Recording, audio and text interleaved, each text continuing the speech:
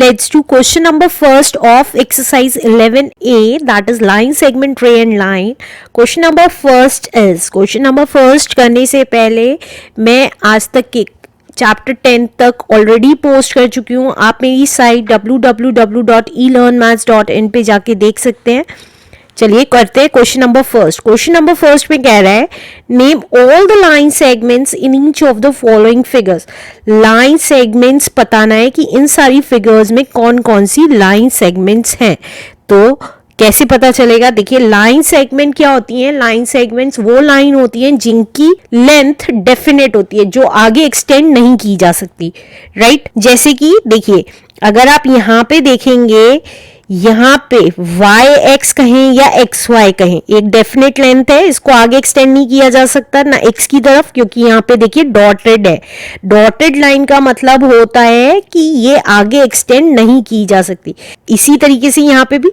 तो हमें ये बताना है कि इनमें से लाइन सेगमेंट कौन कौन सी है.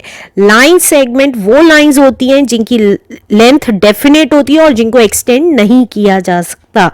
तो इस अगर फिगर में देखेंगे कौन कौन सी लाइन सेगमेंट है, तो देखिए ये एक्स वाई डेफिनेट लेंथ है, इसको एक्स की तरफ और एक्सटेंड नहीं किया जा सकता. कब एक्सटेंड किया जा सकता है?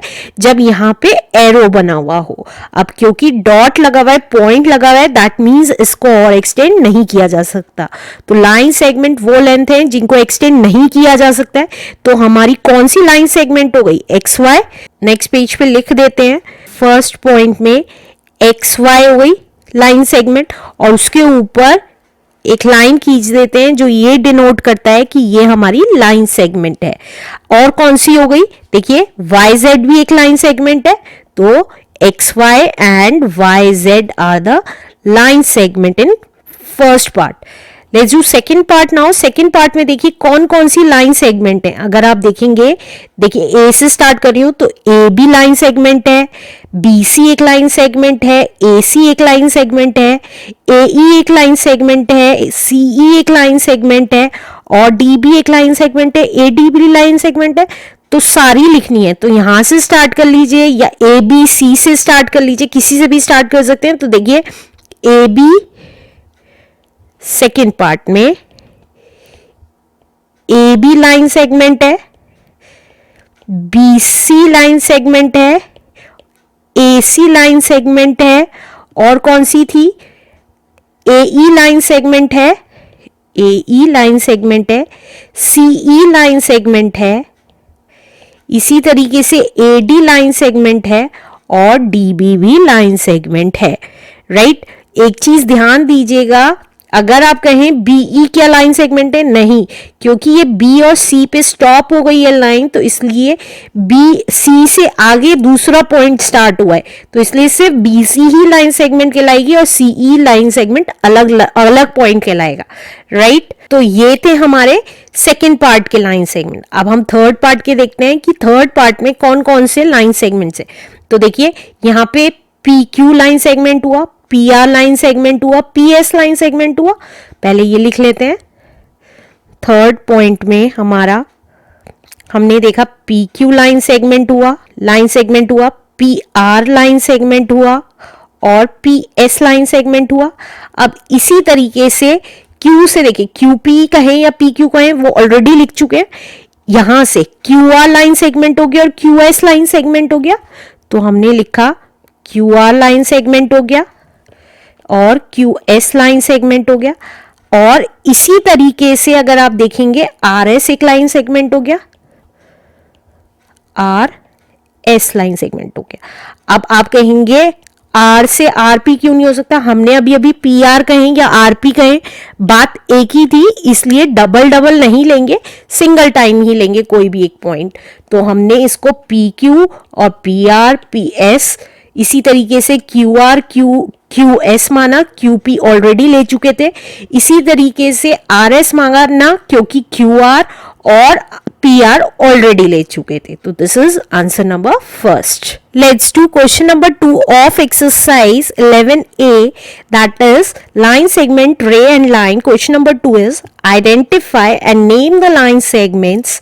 हमें लाइन सेगमेंट आइडेंटिफाई करना है और हमें ये बताना है कि कौन सी हमारी लाइन सेगमेंट्स है and rays in each of the following figure, और रे है इन सारी फिगर्स में। अब हम लास्ट क्वेश्चन में देख के आए हैं लाइन सेगमेंट होती हैं जो डेफिनेट लेंथ की होती हैं, जिनको आगे एक्सटेंड नहीं किया जा सकता। लेकिन रे क्या होती है?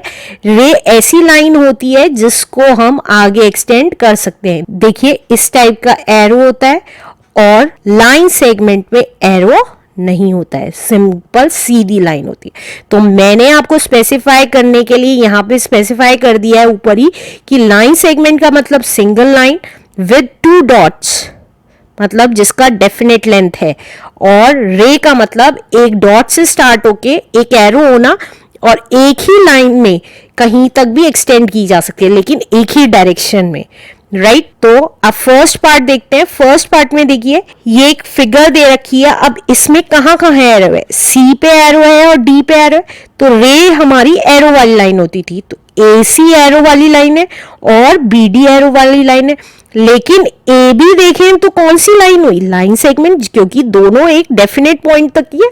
तो अब हम लिख देते हैं अपने फर्स्ट पॉइंट में ए बी तो हमारी लाइन सेगमेंट है, इज अ लाइन सेगमेंट। आगे लिख सकते हैं आप पूरा कि ये लाइन सेगमेंट है, नहीं तो आपको इससे ही पता लग जाता है कि ए बी लाइन सेगमेंट है। इसको लिखने की जरूरत नहीं है, इसलिए मैं इसको इरेज कर रही हूं। देखिए ए बी लाइन सेगमेंट है, किससे पता चला? ये लाइन खींचने से पता चल गया कि ए बी लाइन सेगमेंट है। और हमने देखा कौन सी रे है?